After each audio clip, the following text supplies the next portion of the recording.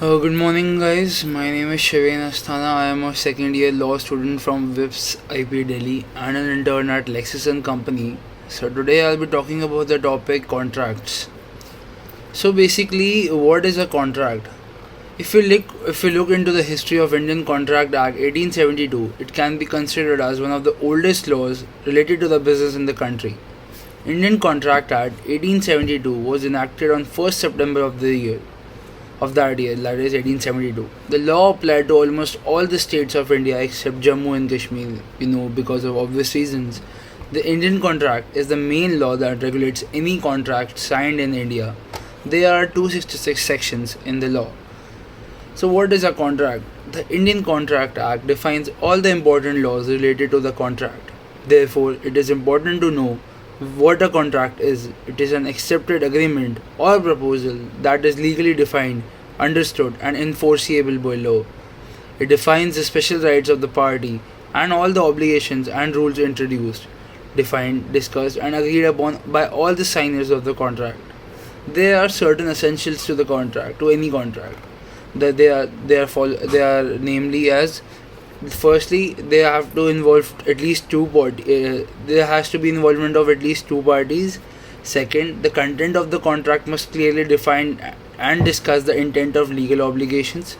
Thirdly, the contract can also have special provisions which, when not fulfilled by any of the parties, renders the contract ineffective. Fourthly, the contract must have clearly defined in its list. Fifth, the contract might also have specific points related to any performance. The performance has to be executed by either of the parties or both. Sixth, for a successful contract, the consent of both parties is necessary. Seventh, all the parties in a contract should be competent enough to sign the contract. That is, above the age of 18, they must not be insane. Or thirdly, they should not have any criminal background. Like there should not be any criminal proceedings going on against them. Like they are not accused. All the signing parties must consider getting something in return in the form of rights, profits, interest, etc. Last, the contract will be deemed illegal if it is unlawful and can challenge or attack any section of law, cause harm to any individual, or if the court considers it to be immoral. So, what are types of contracts? From the beginning of the history of Indian Contract 1872, all the IPC contracts are noted define different types of contracts.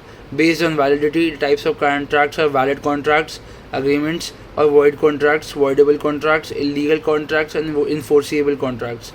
On the basis of formation, the types of contracts are express contracts, implied contracts, quasi contracts. So I'll be talking about what are quasi contracts.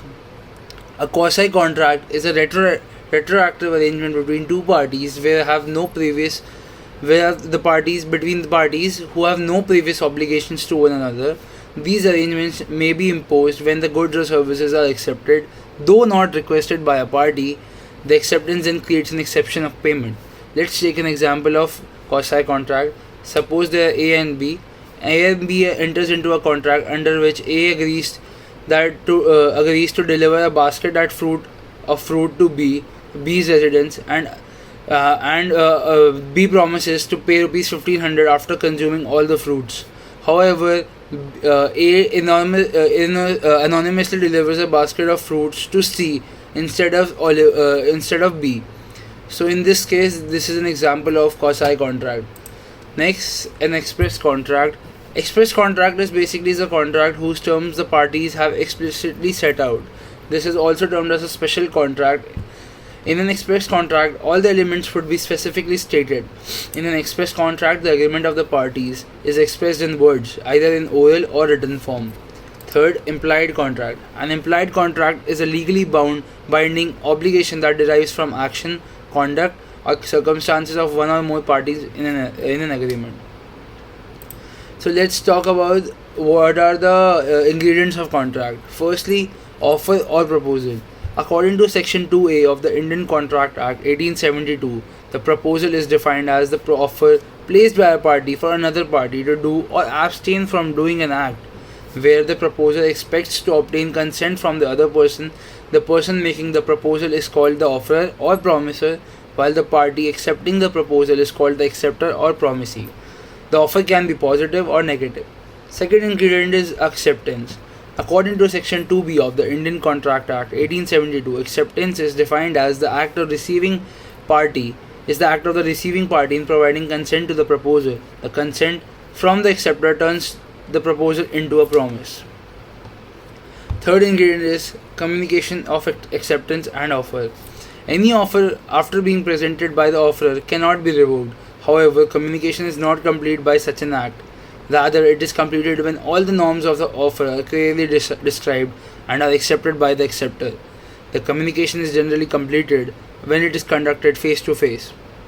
In terms of business letter and e-communications, the timeline of the communication is very necessary in the case. So, this was all about contracts. I hope I made myself really clear about the contract things. So, thank you.